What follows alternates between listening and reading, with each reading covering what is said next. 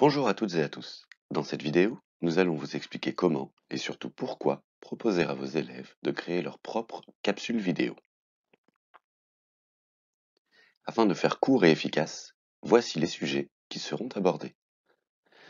Une capsule vidéo d'élèves, des propositions d'usage, quelques outils simples d'utilisation et enfin des points de vigilance. C'est parti. Dans cette première partie, je vais vous présenter quelques exemples d'usages pédagogiques possibles de la réalisation de capsules vidéo par les élèves.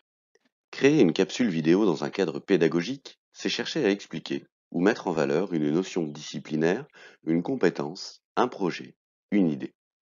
Les élèves sont les acteurs principaux du processus d'apprentissage.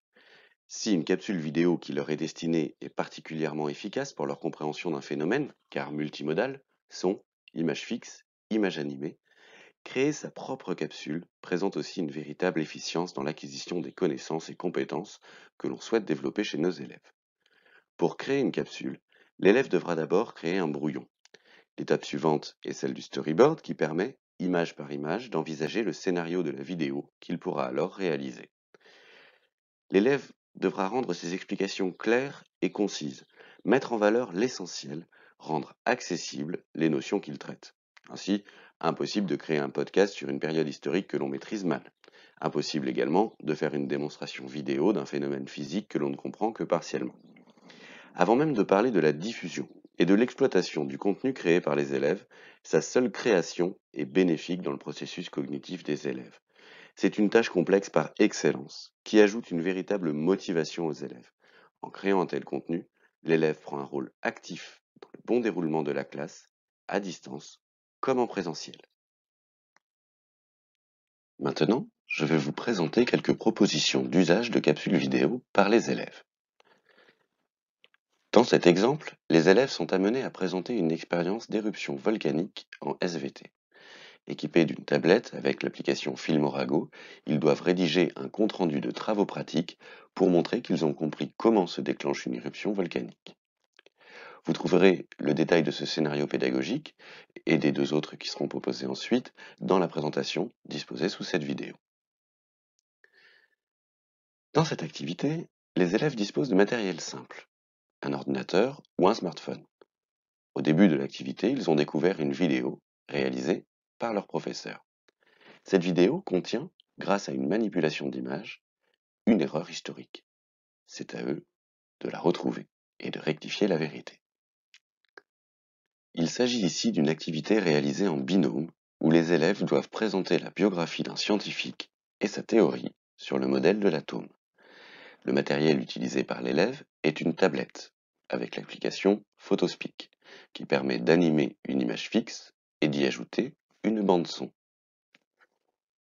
Bonjour, dans cette deuxième partie, je vais vous présenter les différentes étapes nécessaires à la réalisation d'une capsule par les élèves, puis différents outils simples d'utilisation.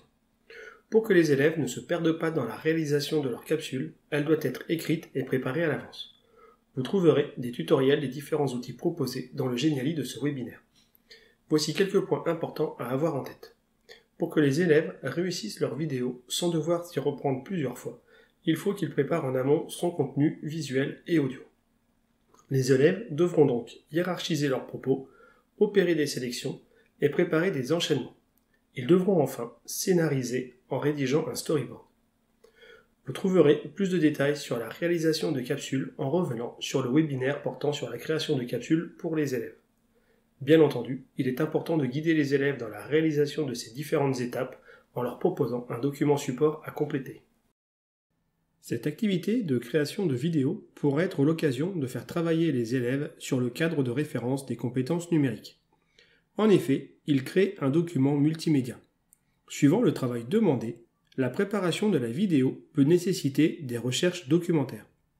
En général, les vidéos sont réalisées par des groupes d'élèves qui doivent nécessairement collaborer entre eux et lorsque la vidéo est finalisée, ils doivent au minimum la partager avec leurs enseignants. Je vais maintenant vous présenter différents outils simples utilisables par les élèves. Commençons par le diaporama enregistré. Différents outils permettent de réaliser un diaporama agrémenté de commentaires. Dans la suite de la vidéo, je vous présenterai Photorécit et Comphone. Mais le plus simple est d'utiliser un logiciel de présentation pour créer le diaporama, comme LibreOffice Impress, PowerPoint ou encore Geniali. Lorsque le diaporama est prêt, il est possible d'enregistrer l'écran en même temps que la voix off en utilisant OBS Studio par exemple. Vous trouverez des tutoriels dans le Geniali du webinaire pour créer une capsule à partir d'un diaporama. Techniquement très simple si elle est tournée en un seul plan et avec peu de matériel, la capsule filmée demande cependant une préparation rigoureuse.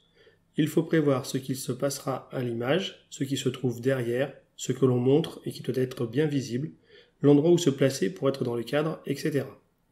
Ce format est très adapté aux démonstrations, aux manipulations ou autres travaux pratiques, à toutes les tâches supposant un mimétisme. Sa réalisation peut se faire entièrement grâce à un smartphone ou une tablette. Cependant, un logiciel de montage simple sera nécessaire pour ajouter un titre et une musique de fond, supprimer des passages ou assembler d'éventuels plans. Sur ordinateur, on peut par exemple utiliser le logiciel libre OpenShot Video, qui est multiplateforme. Sur tout appareil nomade Android ou iOS, on peut utiliser Filmorago, et sur iOS uniquement iMovie. Une fois la vidéo montée, il faudra l'extraire dans un format léger, adapté à l'envoi en ligne. Photorécit est une application Windows simple à mettre en œuvre qui permet de faire un montage à partir de photos sur lesquelles on peut ajouter du texte ou de la voix. Pour préparer ce type de capsule, il faut tout d'abord préparer les différentes images, puis choisir les textes à afficher si besoin, ainsi que le script qui sera lu et enregistré pour chaque image.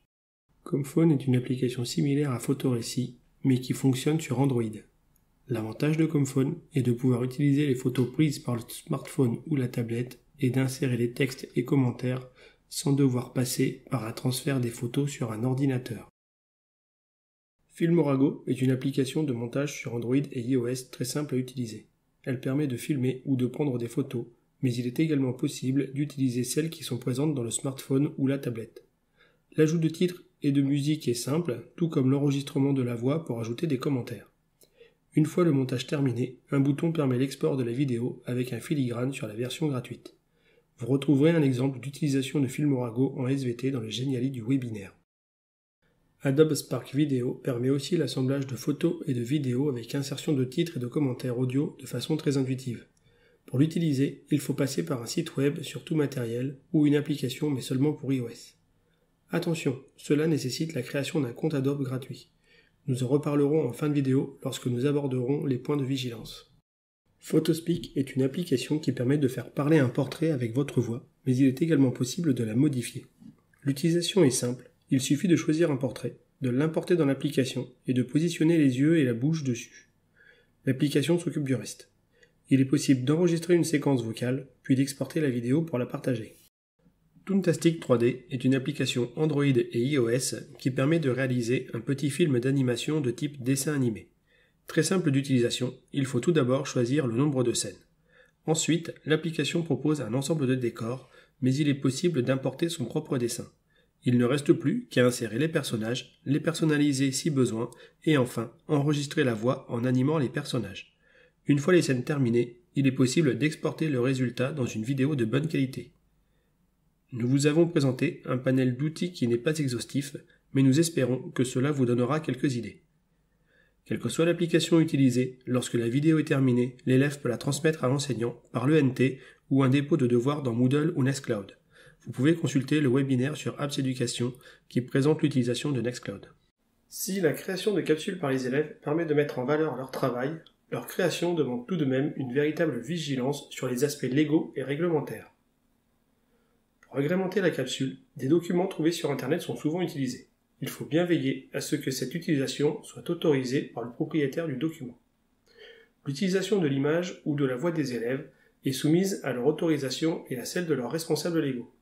Cette autorisation devra être demandée lorsque l'une de ces données est utilisée sur demande de l'enseignant.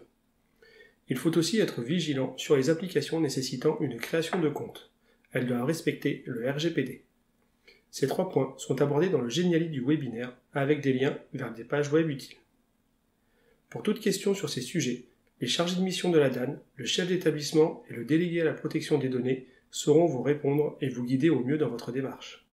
Vous trouverez de nombreuses ressources sur le site Canotech du réseau Canopé dédié à la continuité pédagogique, aussi bien pour la prise en main d'outils numériques que pour l'exploitation pédagogique de ces outils. Vous trouverez également, dans ce parcours magistère continuité pédagogique, des webinaires sur d'autres thématiques, comme les classes virtuelles ou des outils pour le travail à distance. Nous vous remercions d'avoir suivi cette vidéo et vous donnons maintenant rendez-vous dans le Geniali pour des tutoriels et des outils, ainsi que dans le forum de ce webinaire pour poser toutes vos questions sur les capsules vidéo créées par les élèves.